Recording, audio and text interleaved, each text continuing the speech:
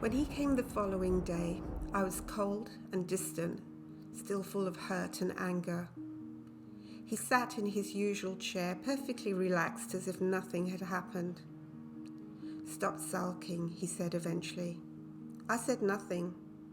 I was not talking. This was the new me. I was no longer afraid of the consequences.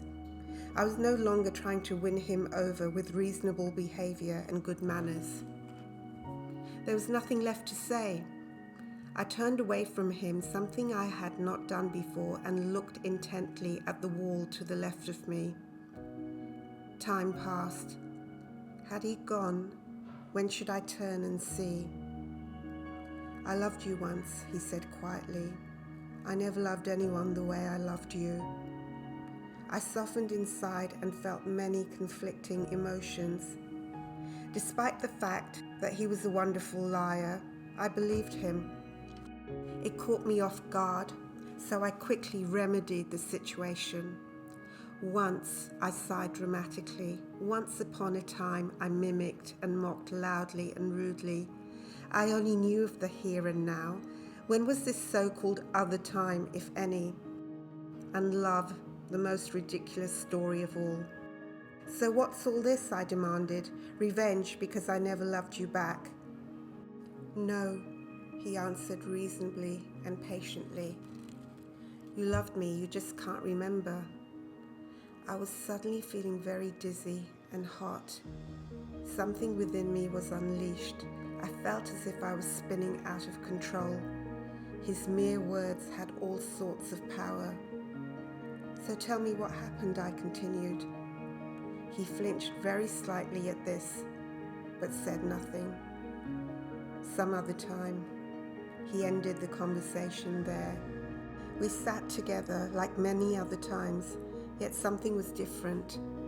I was unguarded, unafraid of him for the first and only time. Before leaving me, he came over. We had never been this close.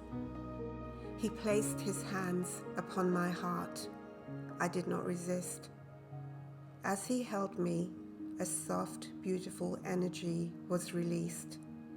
It was rising from my solar plexus into my heart and then filtering into my mind.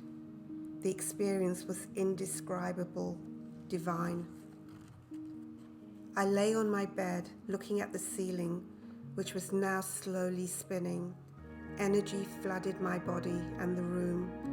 I was drowning in an ocean of contradictory emotions. An ancient memory arose, the sweetness of which was unbearable. It was as if there was some unbreakable bond between us. Both of us were prisoners. Were we to be tied together in endless space and time? It was all beyond comprehension. I wanted it all to end and was momentarily willing to do something about this myself if necessary. He held me carefully as I released what felt like a million years of pent-up emotion. Loss, loneliness, searching, waiting. "It will all be over soon," he said gently. The words did not alarm me. They gave me comfort.